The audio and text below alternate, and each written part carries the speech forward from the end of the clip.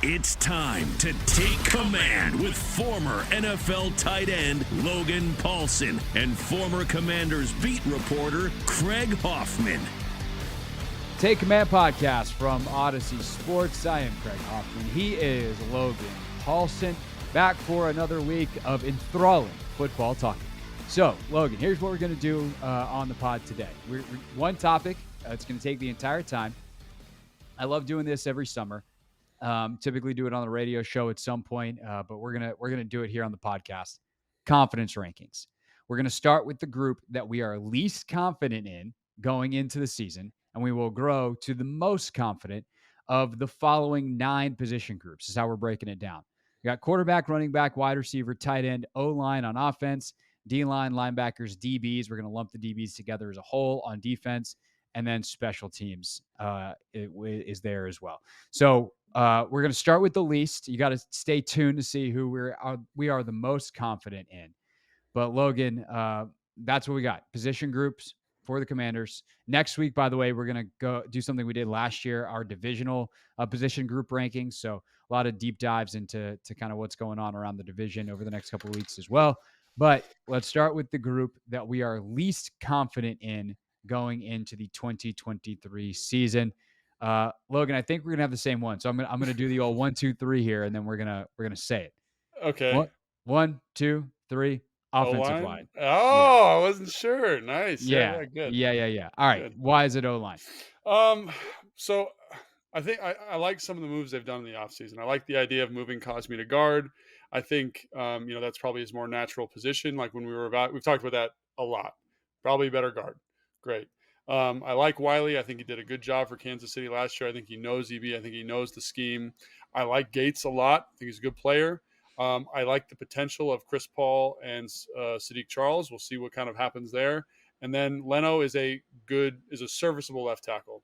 I think all of that is true, but it's a lot of new pieces coming together. A lot of new pieces in a new scheme. And I think we saw like what happens when the offensive line doesn't gel very well last year. And it gives me a little bit of anxiety because like to me, I'm like, well, you could have gone out and addressed this more aggressively and gotten better pieces. But they didn't. And so because of how they structured out the OTAs, because of the multitude of movement in that group, it's kind of like, I don't really know what they have. And I think that's another reason. Like, it's not like, while I think Wiley's a good football player, it's not like he was, the best tackle on the market coming out this year, in terms of free agent. Like, he was a good player, not a great player. Same thing with Gates, good, solid football player. And that's how you build that position group. But still, I want to see them do stuff. I want to see them run the ball. I want to see them pass protect. I want to see them against live bullets, because that position group, probably more than any other one, maybe defensive back, is so predicated on chemistry and working together as a unit. Yeah. I'm going to start even more pacing that. We don't know who it's going to be. Yeah. Like, this is the one spot where I would not want to put money down on who the day one starters are. Feel like I probably got everyone else. I know where they're going to be. This one, I don't know who's going to start at left guard. I would put the most, like, if you give me 100 chips, to borrow a bit from the Beltway boys, JP and Mitch and them, you give me 100 chips, I'm putting like 75 down on Sadiq Charles. Maybe 70 because I'm a little scared he gets hurt. But like from a performance and experience standpoint, he's probably going to wind up being a starter. He should be the guy. But Chris Paul certainly could have a really good camp and surpass him. There's a chance something wacky happens in another position and they move some things around. Who knows? If Stromberg really comes on at center and they're like, man, okay, let's put him at center. Let's put Gates at left guard. Like, I don't know. It's unlikely. But we truly don't know. And of the guys that we do know, again, like Cosme, theoretically a better guard, hasn't played a lot of it. Wiley's, okay, what does it look like when Patrick Mahomes isn't able to get him out of some of the trouble that he got himself into in the past? He does have EB obviously calling the plays, and that gives me, I think, the most confidence in this group. But Gates hasn't played in a long time. His backups are young and inexperienced or injury prone, and Larson. Like, there's just a lot of questions. And are there questions at other positions? Yes, not nearly as many as, and one is there's 5 spots in this, and where else is there five starting spots? There isn't one. Right. But when you got 5 starting spots and 3 of them are 4 of them are question marks. And the other one, by the way, is Charles Leno, who isn't exactly a world beater, although he's a very good, very Yeah. solid football player. I think that's pretty easy actually to put one. And that's, it's the underlying, kind of theme of this entire season is, Mhm. can this offensive line do enough to allow the skill positions to shine? And if the answer is yes, they could be good. If the answer is no, it is going to be a very long season and there will Yeah. be a lot of changes after it. And I think we both agree that there's potential there. We just haven't seen it. We Mhm. don't know, and it's and I think there's high upside in this group. Like again, Cosme to guard, I think it's great. I think Gates at center is going to be awesome for this team. I think the scheme that they're bringing in is going to be really helpful to this group. So I'm optimistic that they can get there. But it's like you mentioned the chip analogy. Like how many chips? Like would you bet your house that they're going to be a good group? And it's hard to say that at No. this point because there's a lot of questions. You mentioned the left guard. Like, and the other thing that gets me is like they haven't played together that much. Right. It's They basically haven't four blocked a single people. run together yet, Yes, it's even four. without pads. It's 4 people on that of 5 in new spots, and that's always a little tough because like one of the things about offensive line is it's really how that group gels. And the best offensive lines I played with in my career weren't always the most talented guys, but they came together in a nice way. So that is still entirely possible, and we'll probably do another ranking like this maybe after training camp or something like that, and we might be Yeah. singing a completely different tune. But as of right now, and a little bit of it's some of it's not their fault. It's just the way it was structured. We didn't get to see them kind of do anything, and that coupled with all the questions about the personnel, I think makes it really really challenging. So I think that's a pretty easy number one through no fault of that of the personnel there. It's just we didn't see it during OTAs and minicamp. There's a lot of new people in new spots. So, yeah, All right. Number 8, this is or number tough for 2, me. depending. I Yeah, it's really tough depending on how you want to look at it. Do you have do you have an answer? I'm still I trying to have decide. I'm in between 2 spots, and I wanna All run right. it And by also, you. are we going to do our own rankings or are we trying to come together on a composite I ranking? think we can kinda come together on a I composite. think I think we come together. It's If probably this is a easier for the social media team to put together a graphic that way. if this is a 2-hour show, maybe we could do our own, but as of right Okay. now, so All I'll right. Who are we say considering? I'm kinda torn between, linebackers and quarterbacks at the moment, and I think maybe you could sprinkle tight ends in there. I might be o That was overly the high only one on that them I was thinking of. because but again, like Logan looked great in OTAs. So did Cole Turner. And again, it's OTAs. Bates looked good. Like we got to see a lot of them. Yeah. So I'm a little bit more confident that they're going to be good. Obviously, they got to be healthy and stuff. But to me, the linebackers and the quarterbacks are kind of those three are the next tier for me. And it's just about who we want to put at 8. Yeah. So tight end is firmly in this mix for me because these guys looked great in various things last year, OTAs, True, training camp, it is true. and then it was, to quote Jamie Tart from Ted Lasso, "Poop." It was bad. It was bad season for the tight ends, and part of that was injuries. Part of that Well, was just a horrendous use of them by Scott Turner. Part of that was the quarterbacks not throwing to them effectively. Like there was a lot of stuff that led to that, but it was bad. And so them looking good in OTAs does not ease my concern at I all see. Yeah, about that position. Now, I do believe that there's some real talent in that room. I do believe that Logan Thomas, not you, being healthier, is that eases my concern some for yeah, sure because like that's a physical thing and I know he knows how to play football, so him physically being able to does ease my concern. Linebacker is a funky one because yeah. For me too. I'm kind of optimistic. I'm kind of bullish on like how Jamin finished the year and what Barton can be because like he showed some real flashes in Seattle. Yeah. Um, I kind of feel all right. Like I don't feel like the upside's really there. And then quarterback, like I keep going all over the place on it because I do believe that Sam could be pretty good. I really believe in Bieniemy's ability to set him up, and I also big time believe in Brissett as a backup. So I am very torn on this, but I do think if you want to weight it for importance and weight it on variance, I think it's probably quarterback because Yeah. at the end of the day, like Sam Howell's played one game. He was, fifth round pick, whether he should have been or not. Um, he's playing in a brand new system. Mhm. Uh, He's a second-year player. There's a That lot of all on paper says you shouldn't be super confident. there's a lot of uncertainty there for me. And the only reason I'd put linebackers in there is because Jamin didn't do anything in the spring. So where's he at? Where's his recovery at? Where's his development at? Because for me, he's a guy that he's a rep guy. Ron said that when you watch him, the more reps he gets, the better he is. And he didn't get any reps. So that's a big concern for me. Kalik, Cody, I think they look great during OTAs, but again, they're not running the football. So can they be as confident in their reads? Because one of the things about this system is it's challenging in terms of run fits for the linebackers. So that I think that's another thing that's factoring into my concern about the linebacker position. And like you said, tight end, I think I'm probably in the same way you're bullish on linebacker, I'm bullish on tight end because I just think I look at Kansas City, I look at the OTA period, and I say, like, they're going to find ways to get maybe not all these guys touches, but a lot of them touches and find roles for them as mismatch weapons. So I'm a little bit more bullish on the tight end spot. I think Logan, he looks healthy to me. I think, obviously Armani's injury hurts that group a little bit, but I think Curtis had a nice OTA minicamp period. I think camp period. And, Bates is Bates. That's kind of the guy you can set your watch by. So I'd probably go, that's kind of my reasoning for linebacker and tight end. But I would have to say the reason for quarterback is exactly what you said. And it's the most important position in all of sports. And I think it's really closely tied to the offensive line as well. So I think Sam looked good. I think Jacoby looked good. But I think also, man, like, he's second-year player. He's a fourth-round, fifth-round pick. We can talk about his talent all we want, but, like, he has not played an NFL game. And if he struggles, like, this offense will struggle and this team will struggle. So I'd probably have to go quarterback here if I was kind of putting my foot down.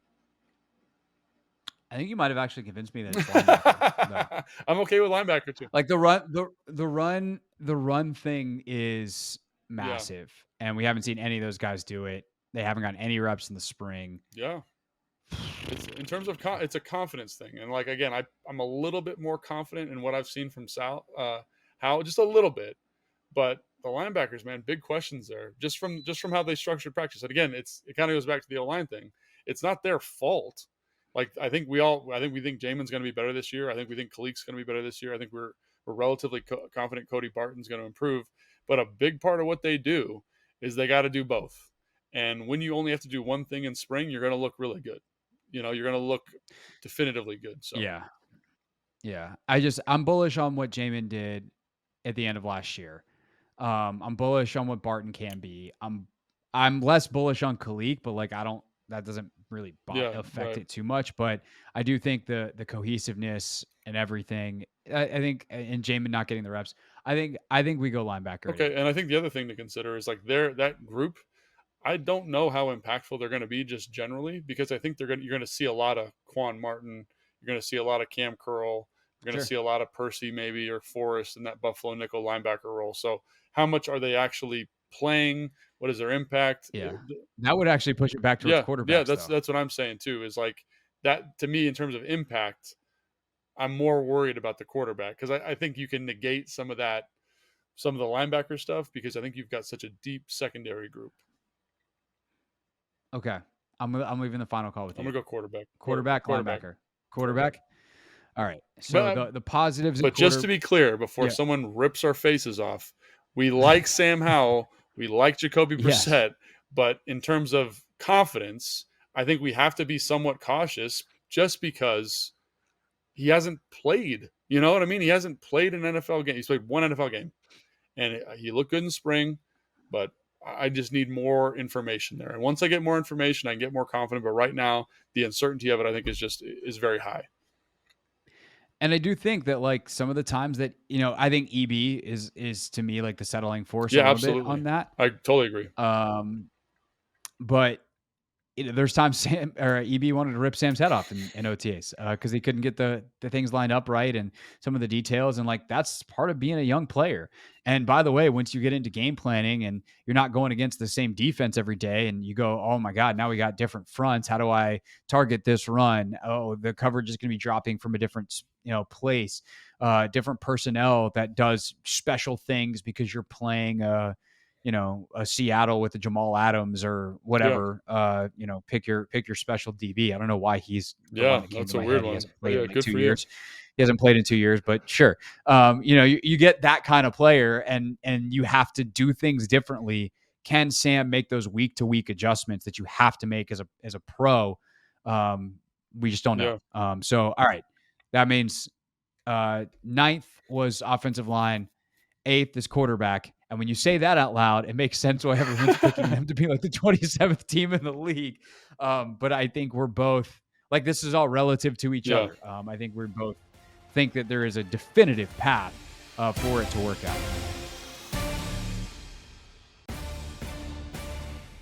Take Command podcast from Odyssey Sports. Craig Hoffman here, Logan Paulson there. Our confidence rankings. So we got O-line, quarterback, and that leaves, I guess, linebacker at the 7th spot. Yeah, linebacker. And for a lot of the reasons, I would say I'm very bullish on linebacker. I was bullish on them last year, and I think you hit something that I think kind of encapsulates that position perfectly. Is the usage going to be there? And I think with EB, his history with Andy Reid, their ability to identify playmakers and capitalize on them is going to be a big deal. I also think, just from my observations of OTAs and minicamp, I thought Sam had a really good rapport with Logan Thomas. And that rapport for that position, the tight end and the quarterback, is going to be a big deal, And so I'm a little bit more optimistic because I just saw more from that group than I did the linebackers, for example, during OTAs. Again, they got to block, they got to do all that stuff. But in terms of prioritizing what brings value to the position in 2023, it's catching the football. And those guys all did it at a high level. Those guys all have a nice skill set. Those guys all move well. It just comes down to how EB's going to use them. And I'm pretty confident EB's going to use them at a high level. So I would put linebackers in here because they haven't fit a run. They haven't fit a run for the whole offseason so far. And what does that look like? They're going to be in a joint practice with Baltimore. They're going to get 50,000 runs in a practice. You know what I mean? Like, what's that going to look like? And again, I reserve the right to change my opinion as we go along here, and so do you. Sure. But our confidence can wax and wane. Absolutely. But I do think as of right now, like the linebacker, they haven't done linebackery stuff. Like they haven't done all the stuff you need to do. They look good at this stuff. And they got off to a slow start last year. Like that was, Cam Curl's absence had something to do with that.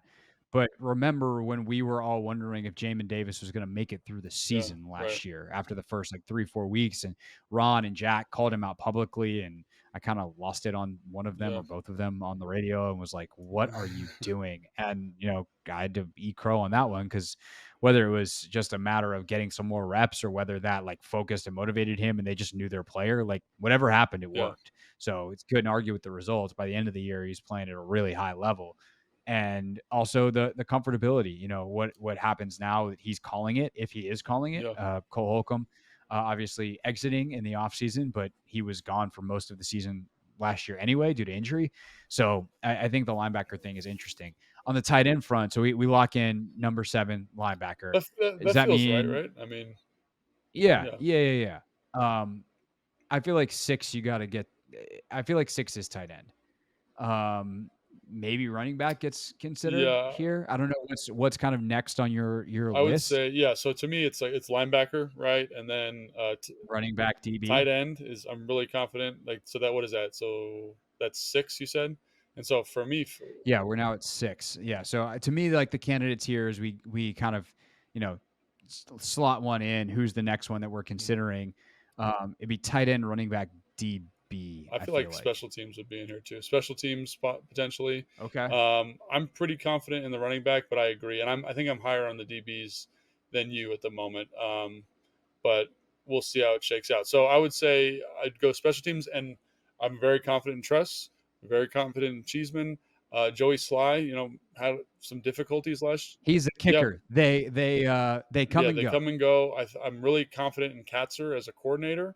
I'm confident in the guys they brought in to play teams, but I think unfortunately, a huge part of special teams is making kicks, and he had some. Joey Sly had a couple spurts last year where he wasn't the most efficient, and trust me, man, I'm not being critical of a kicker because I never want that job. I don't want my kid to play kicker. I don't want anyone to do that because it's terrible. Right, because there's so much pressure. Everyone thinks you should make every kick, even though it's so hard. Go kick a 15-yard field goal, something that you're not even allowed to do in the NFL. Basically, no one kicks it. If you're on the goal line, you're going to quarterback sneak it on fourth and nothing. And I think you'll be surprised how many of you will miss that.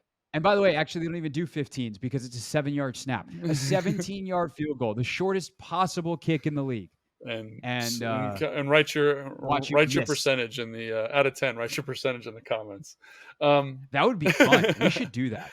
Sidebar, 30 seconds or less. What are the football things we could actually try to do that prove just how hard they are? That's one of them. From like throwing a 20-yard bench route. That's a big one. Like we were out demoing something on the field the other day, and I had to play quarterback, and I was like, just throwing even a 5-yard sit route from the opposite hash. It looks like it looks like a mile. Throw. You know what I mean? It's because you're in the gun, you're 5 yards off, you take a 3-step drop, and that dude is on the outside edge of the numbers, and it's at least 35 yards. You know, and those guys dart that sucker out there, and here I am throwing like a lollipop to Fred. So I definitely think that's one of them. I think kicking is one of them. I think catching a fade is another one that people like always get worked up about, but it's really hard to kind of adjust that body control down there. So I kind of want to do that one. we could, Can you throw me some fades? I can throw you some fades. Yeah. I don't know if they'll get there. We'll try. Right. I might tear my rotator cuff. Nick, can you pop on camera real quick? Nick, can we? Do you? How are your camera skills? If we went out to a field, could you meet us and could we do this? If you get me the equipment, then yeah, we could do this. All right, we could definitely. I got a gimbal, so we could that definitely iPhone camera with the gimbal and have it be pretty high quality. All right, here's what we need in the comments. Submit your football feats that you want Logan and I to try. And it's just close to like the Joes versus pros, even though Logan's an actual professional athlete in the last 5 years. A little bit, yeah. But like, we're not asking you to do your job.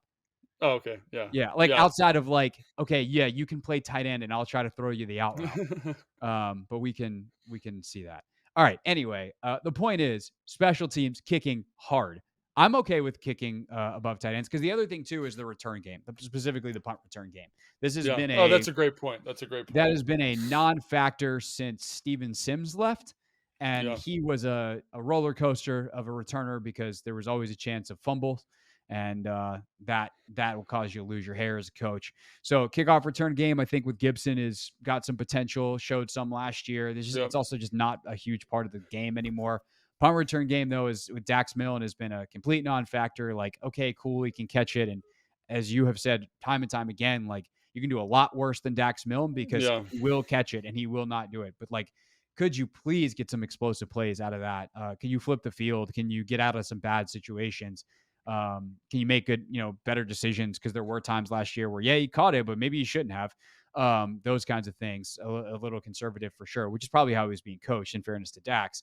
But I would like to see if one of these, Casimir Allen or whoever makes the club as the final wide receiver, does that guy provide some explosiveness in that part of the game? Yeah. Joey Sly's had tremendous stretches of his career. He's also been cut because most kickers have. So what's his form, if you will, to borrow a soccer phrase?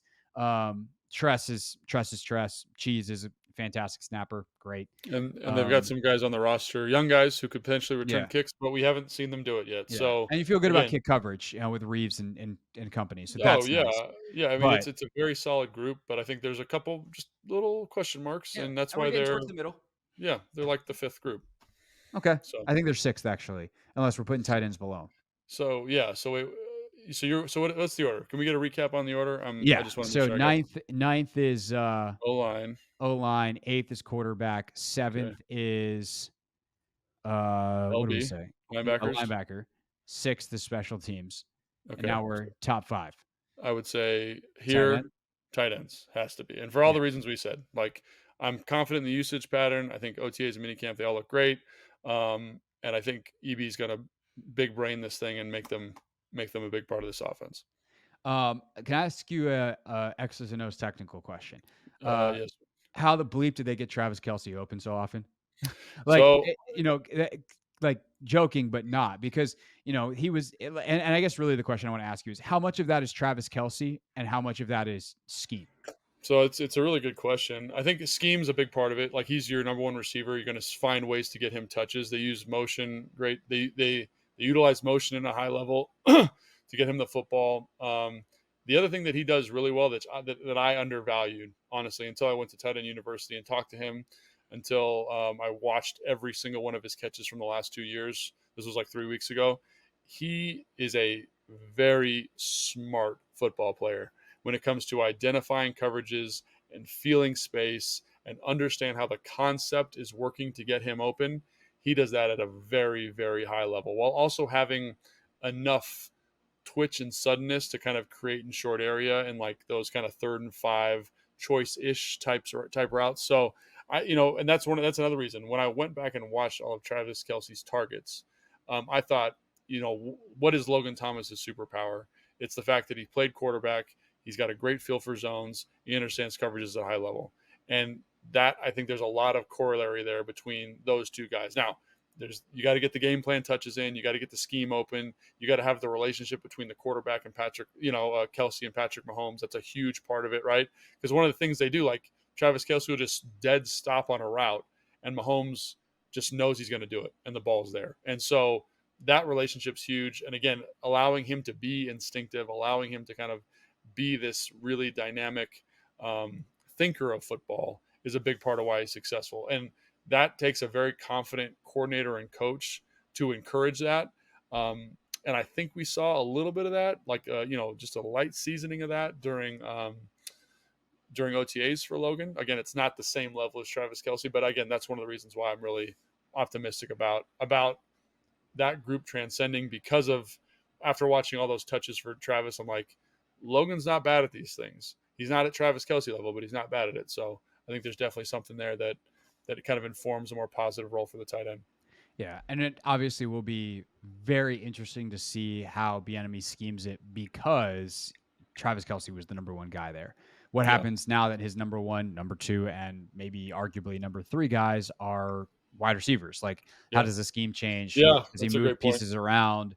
Does he will use some of what's familiar to get good football players the ball, good football players being the tight ends, being Logan Thomas, being Curtis Hodges, being Cole Turner, etc. But I think that to me is like one of the most fascinating aspects of schematically to what to watch for this season, is not only how do you insulate Sam, how do you protect the O-line, all that kind of stuff, but how does this scheme that has been so tight end based in Kansas City, where they've never really, well, I guess they had Tyreek, but he's a different dude. The speed just allows you to do different stuff. How do you have kind of a wide receiver focused offense? Because even when Tyreek was there, I think Kelce was still probably the number 1 guy. So that's going to be pretty fascinating to watch how Bieniemy schemes that up this season. All right, top 5 here. We got on the board still running back, wide receiver, D-line, DB. Because tight end was 5. So this is top 4. Top 4. Running back, wide receiver, D-line, DB. Yeah. This is tough. I'm very confident in all these positions. I think it just depends on how you feel, honestly, about the DB group. And I think there's a lot of young pieces there. Quan, Emmanuel, all these different guys coming in, Percy in a larger role, Forrest in a larger role, Cam coming back healthy, all those things. But that group looked so sharp during OTAs. So sharp. They were probably my MVP of the OTA period. So I got to kind of step back and really think about how I feel about them in terms of confidence. Because the last thing I saw, the last 9 practices, those dudes were great. Kendall Fuller was great. Wild Goose, like everybody played at a really, really high level in that group for 9 practices. So that the standard is extremely high. And so that's the last thing I saw. So I'm like, I kind of want to put them in that like wide receiver D-line mix, as a top 3 group. But also there's a couple rookies that we haven't seen play that are going to be playing. And then with the running backs, to me, that's the only other competition here is what's the usage for Gibson? Like, to me, that's the big question mark. And I'm pretty confident it's going to be high in the passing game. They're going to find ways to get him touches. He's going to be like this X factor weapon, but we haven't seen it yet, And so, to me, it comes down to Gibson's usage and then how confident you are in the young rookies as with the DBs. Agreed. Make our decision.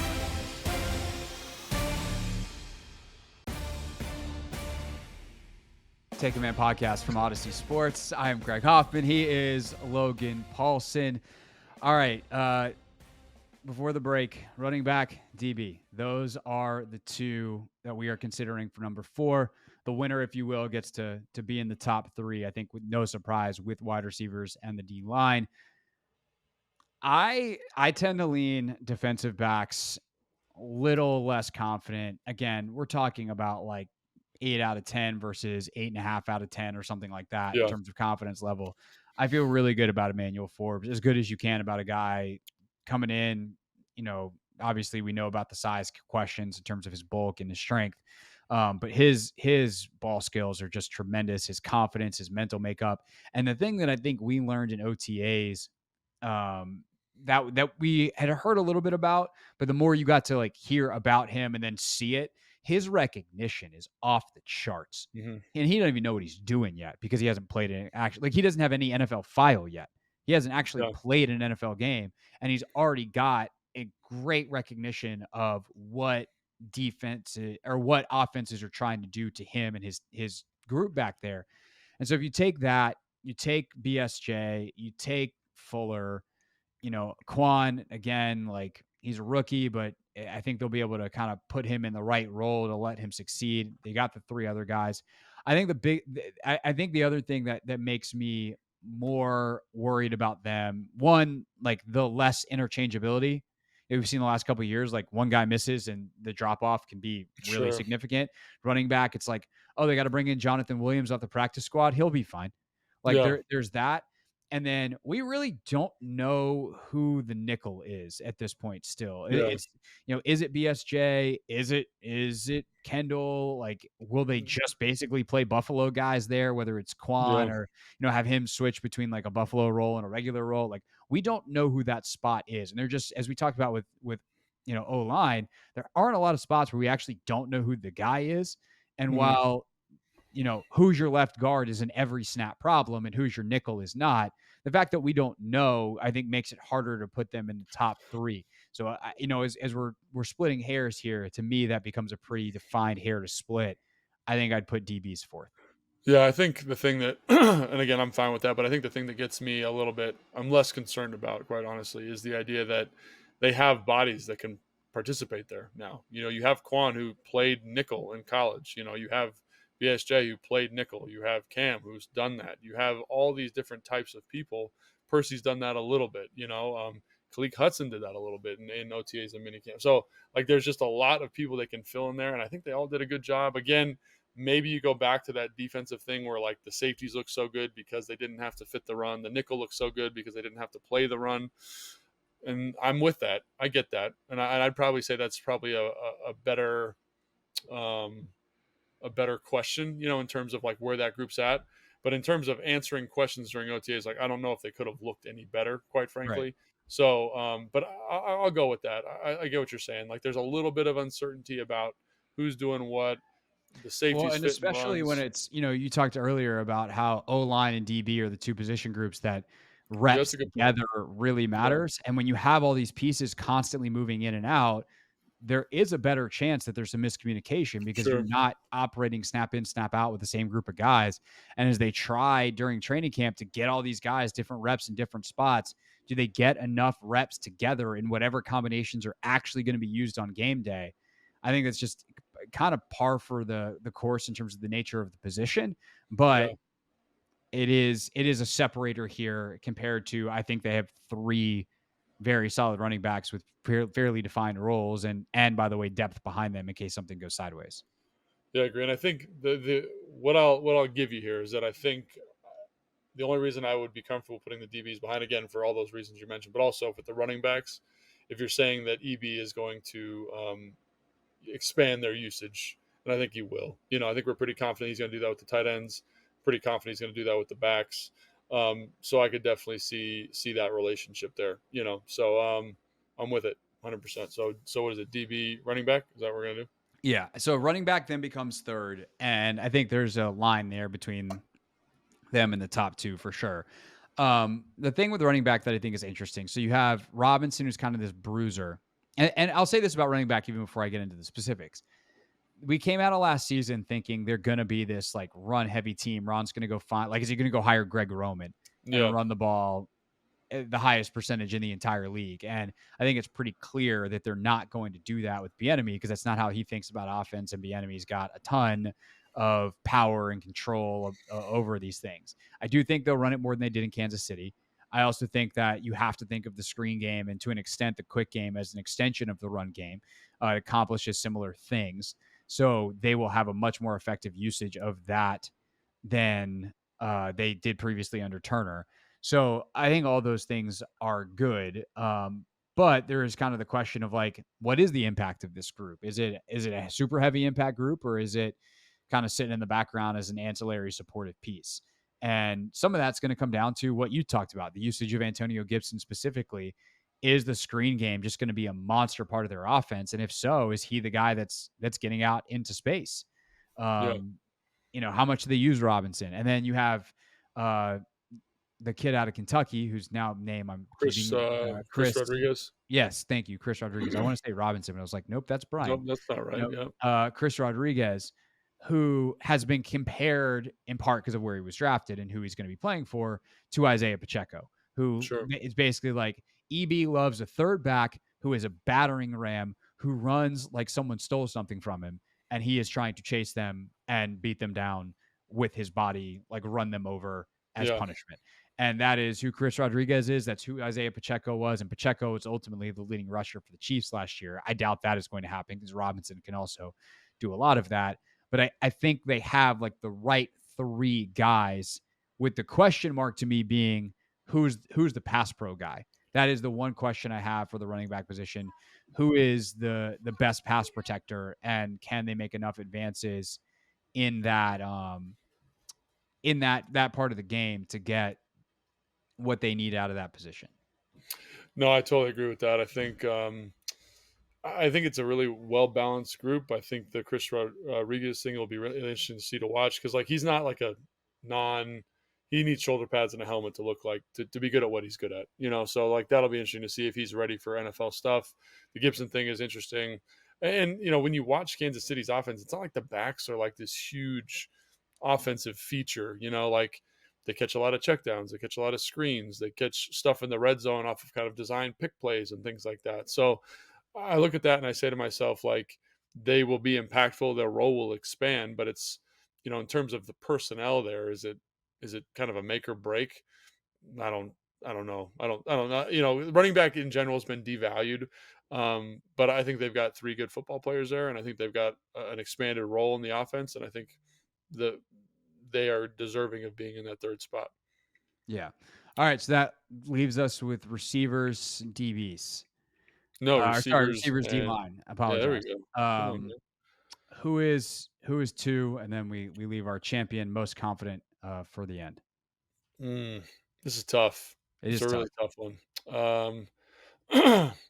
It kind of go either way. I think if I was going to make an argument for, like, if I was a lawyer and I said, let's, everybody loves lawyers. Sure, go ahead, do that. Yeah, why the D line shouldn't be to the lawyers.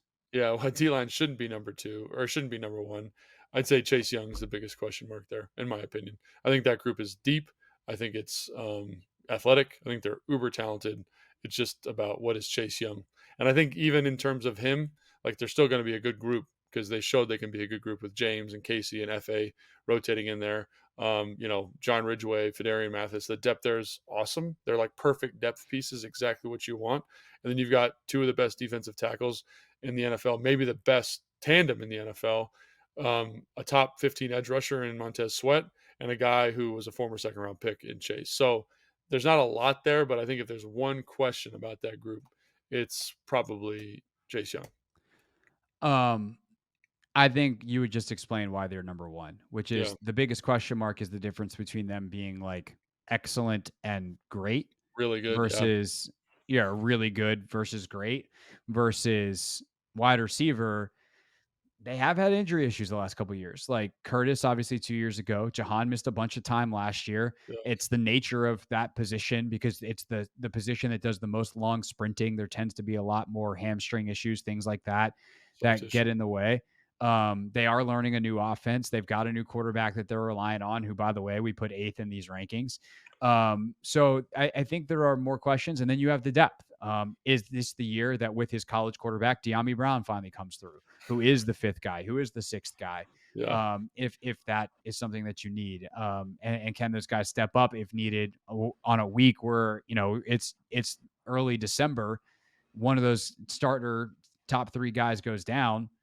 How do you do it? And some of Yeah. that is not going to be direct replacement, right? Some of that is they would run more stuff with tight ends. They get Gibson on the field in some different, like if Curtis goes down, they might just put Gibson out there in some of those plays and substitute it that way. So there is a little bit of insurance, a little bit of support there in that way.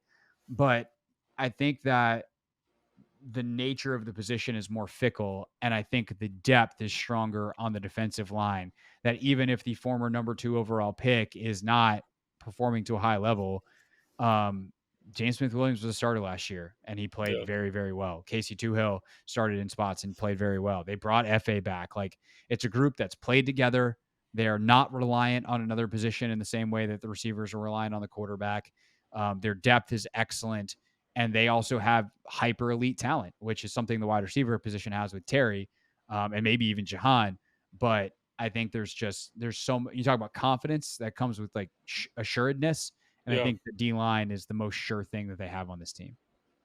Yeah, I agree. I mean, I think again, you're nitpicking that group because it's really good. It's really deep. It's really talented. And I think with the receivers, um, like they are really predicated on quarterback play, and so like how do they handle that? But in terms of having good football players there, I think you feel very good about Jahan. You feel very good about Terry. Again, Curtis is one of those guys that's a big usage guy. Dax Milne had an excellent OTA period, like kind of as that fourth guy, fifth guy potentially. Diami looked good at times. So there are probably more questions there. I think the depth's not quite as comprehensive with the receivers, but I think they're pretty good at football, and I think those top two guys are pretty gosh darn good. And but yeah, so I'm pretty confident that Terry's going to be Terry, Jahan's going to be Jahan. Curtis is a little bit of a question mark in terms of what he becomes. But I guess when you say it like that, you kind of say, I don't have any questions about the defensive line outside of one dude. And there's like literally 9 guys I just mentioned. I think those guys are all going to be good football players. So I think, yeah, receivers 2, defensive line 1. Yeah. And, God forbid if one of the top guys goes down in any of those positions, like you feel better about the defensive line being able to step up and fill it than you do Because at the they've done receiver it. spot. Because yeah, exactly. I mean, they did it all of last year with Chase out, and they were still pretty solid last year. You got a bunch of dudes that are hungry and focused and prepared. There are a lot of contract years as well, Yeah. which can go sideways if things go badly. Guys get upset because they don't think they're going to get their money. But I genuinely think that they'll be fine. I think the improved defensive back play is going to help them out. I think the experience is going to help them out. And by the way, they're playing in the same scheme. And something that we've obviously touched on, but not directly mentioned here is like if we did a coach's confidence rankings, like Yeah. we're very, I think, confident in Eric Bieniemy because of what he's been, but he has not been in this exact position before. He's Yeah. got new players. He's still learning, and he will learn things about them during the season that he just can't learn in training camp because it's not a competitive situation, or you're not looking against different defenses, and that's going to be an evolution for him. Where Del Rio is entering year 4 with basically the same group, especially when we're talking about the D line. So he knows those guys. He knows how to use them. He knows how to deploy them, and I think that has to factor in too. And while I think most of us would say EB is probably an overall better coach than Jack. Jack is very like straightforward, solid, and definitely showed, I think, an ability to keep a team together and motivate and do all the things you need to do as a coach last year when he kind of salvaged that group from a rough start. Um, just because the ceiling's higher doesn't mean the present is higher. And going into the season, we don't know what we don't know about Eric Bieniemy as a sole offensive coordinator with this specific group of players. Play callers never called Yeah, like 100%. been like the play caller guy. I mean, I'm sure he's done that. He's been that's been part of He's his been a part of a process, but he has not been the guy. right. And I think that's you never know in terms of confidence interval, right? Or Yeah. confidence. So Jack is Jack, and that's pretty good. He's a guy that Very from a good. coaching standpoint you can trust. He's got that team motivated. He's got a kind of well-established kind of stable of position coaches that are doing a great job with the guys that they have, and you feel pretty good that group's going to not maybe, if they're a top 15 group, whatever, but they could be very, very good if it all comes together in the right way. So I agree. I think, there's a little bit more uncertainty on the offensive side of the ball. Travell Wharton's new, as the Yep. offensive line coach. Juan Castillo as the run game coordinator. That's a new Receivers thing. coach is new. Quarterbacks coach Yeah. is new. A Like, lot of new stuff going on there. So, and again, that's a testament to how well the OTA process went with all those new pieces there. But there's a lot of questions there on the offensive side of the ball. for sure. All right. So, final order: most confident to least confident. Defensive line, wide receiver, running back, tight DB. end. No, DB. That's correct. DB, tight end, special teams, linebacker, quarterback, linebacker. O-line. Yeah, correct. Quarterback, O-line. Yep. So I should have rewritten that down as we went. Instead of trying to look at my initial list and order them in my head. Excellent hosting job, Craig. Excellent. Yeah. I mean, confidence in the host is high. I host that podcast with Fred and Tana for the team, and I really don't have to say much because those guys will just talk about anything, right? But I do have to keep meticulous lists of stuff that they say, because when they goes like what did we just say? It's like, oh, you guys were just talking about whatever. So it's a skill set that I'm cultivating at the moment. Yeah, that's one that I have cultivated and just Just absolutely not use in this situation. Just were like, nah, don't need it. It's a bad job out of me. It's a real bad job out of me. All right, we'll try to do better for the second pod in the week, at least for the final 45 seconds of the show. I think the first 45 minutes were pretty darn good. Good. Yeah. So if you agree and you like it, make sure you're subscribed wherever you are watching or listening right now. We will have a second podcast this week, even though I'm out. Basically, by the time anyone hears this, the rest of the week on the radio, doing the show on Monday, and then I'm out on vacation. But before I leave on Tuesday, we will record a pod that will come out on Wednesday. So make sure you're subscribed for that, and then we'll be back next week. We got to figure out our schedule because of the holiday, but the plan is to put out 2 episodes next week around July 4th. With all of that said, his name is Logan Paulson. You can follow him on Instagram at Logan_Paulson82. My name is Craig Hoffman. You can get me on Twitter at Craig Hoffman and on YouTube at youtube.com/@Craig Hoffman. And we will see you next week here, or later this week. God, really crushing the ending here, on Take Command. Stop the recording.